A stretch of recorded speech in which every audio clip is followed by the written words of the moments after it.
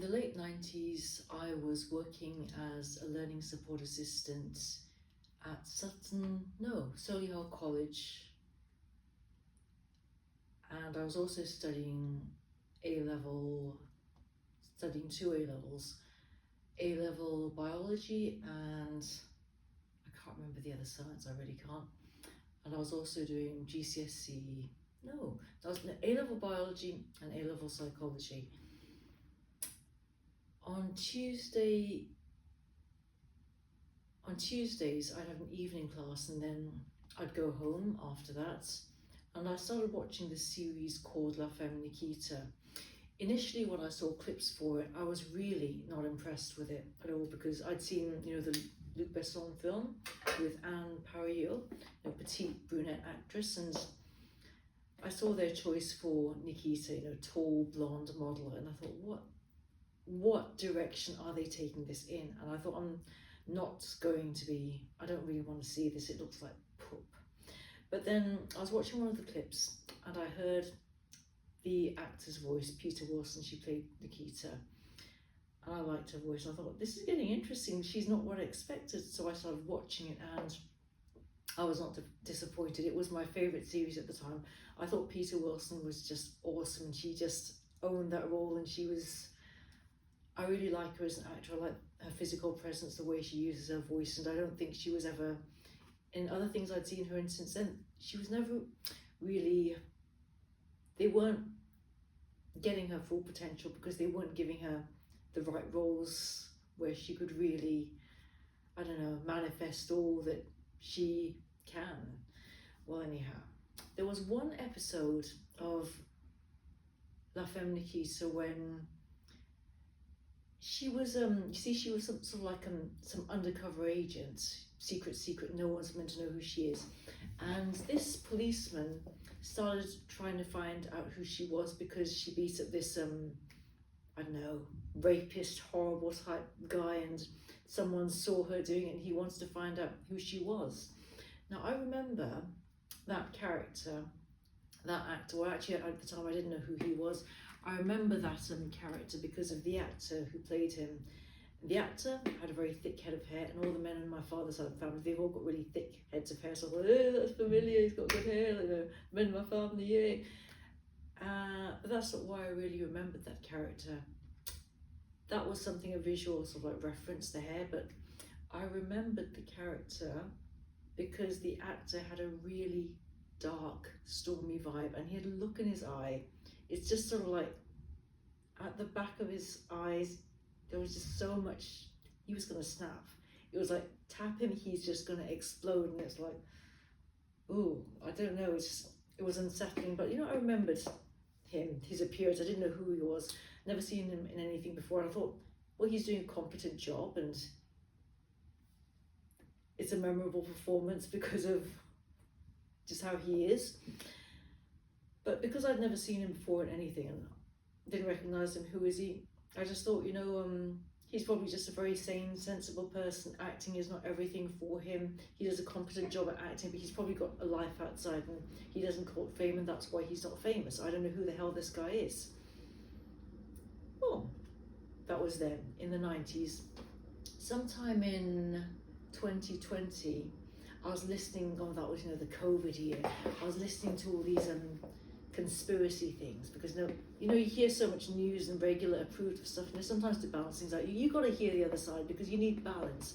I started listening to these YouTube videos about Johnny Gosh, and I was listening because I don't want to be sitting there like looking at a video the whole time. Now I can do so, I can exercise through the house, but I can listen to it and still get the content.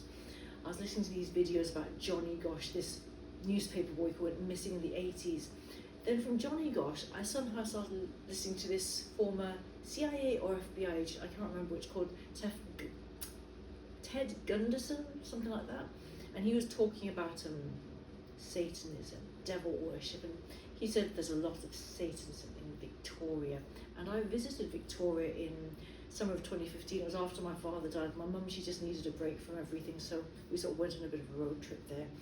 And I only spent a night there.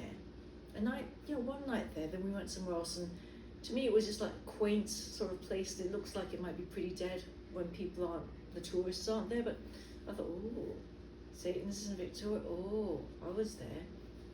And then somehow, yeah, I typed in Satanism in Victoria, and then I got this video of this,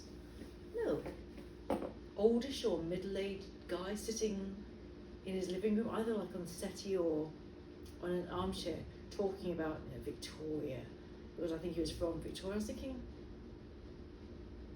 how the hell have I, and how am I actually seeing this middle-aged guy sitting in his living room talking about Satanism in Victoria?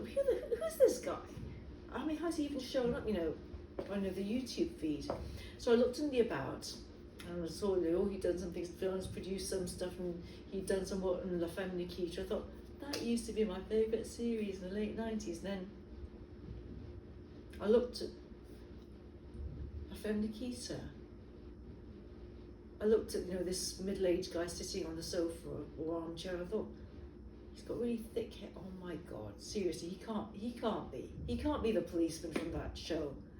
But I Google, I found, shit, it is, and what the well, I thought he lived a sane, sensible life, and the 90s was not a good time for this guy, and he sort of, in real life, went down a rabbit hole, had a whole load of, head fuckery things happen to him, and in I think sometime after 2010, I think it was, or was it 2010, he made this film called The Spark, which is available on Vimeo,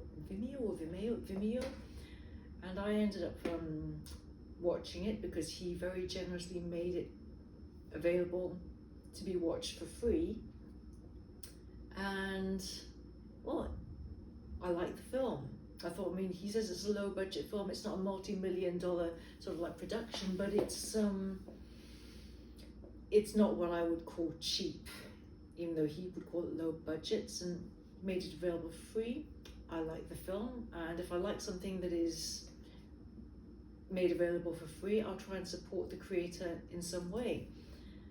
I tried to buy one of his digital prints, but his website wasn't and still is not working properly, because he's like a stereotypical artist, it's just, he's not in it for the profit, it's just, whatever. Anyhow, The Spark is available on Vimeo. You can rent it or you can buy it, https://vimeo.com/on-demand/The Spark, one word, all lowercase, THAESPARK. Just go on Vimeo, look up The Spark, and actually it's a very interesting film. I ended up buying it because I couldn't find any other way. I couldn't buy any of his digital prints. I wanted one in particular, so I ended up buying the film, and I've made it worth my while, because initially I thought to myself, I'm going to watch it a few times to make it worth my while. Now I've watched it about 6 or 7 times, and